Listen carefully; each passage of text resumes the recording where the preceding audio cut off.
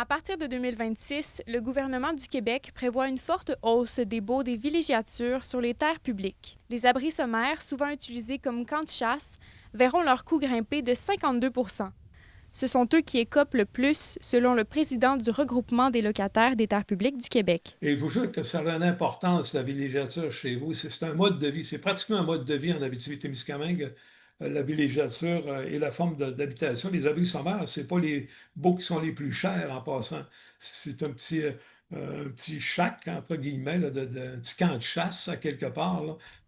L'annonce passe mal. Pour plusieurs villégiateurs, cette décision est injuste, surtout en l'absence de Et tout le consultation. monde va être augmenté. Plus précisément, eux autres, c'est de 52 %. Et chez vous, des abris sommaires, j'ai le chiffre devant moi, là, il y en a 6 918. Et si on ajoute les baux de villégiature, c'est assez incroyable. Dans votre région, Abitibi-Témiscamingue, il y a 20 % de tous les baux de villégiature du Québec sont dans votre région. Puis c'est pas la région la plus riche, là, à quelque part. Fait que quand on s'adresse à des augmentations, ben, il faudrait pas y aller avec, faudrait y aller avec attention, avec consultation.